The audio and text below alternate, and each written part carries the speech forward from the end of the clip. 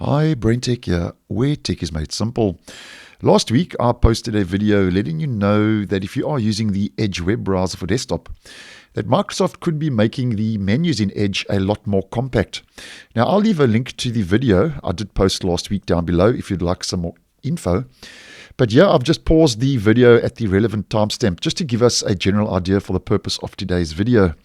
As we can see in Edge Canary, which is the preview version from the video last week, the menus are now very compact and were very compact.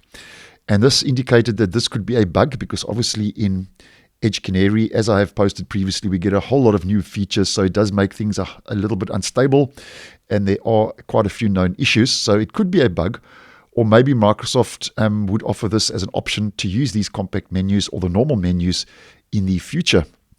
Now, just to let you know that if you were hoping that Microsoft was going to be rolling out these compact menus, that unfortunately for you, it is a bug.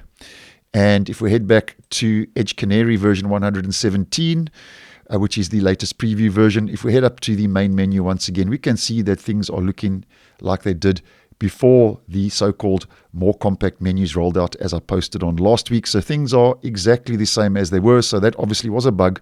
And if we right-click, we can see that right-click context menu, exactly everything's been returned and restored. And if we go to the tab and we right-click, we get the same. So it seems to be a bug. And at this stage, it doesn't seem to be that if you were expecting the compact menus, that Microsoft will be rolling out compact menus, because as we can see, this change now has been reverted in the latest build of Edge Canary.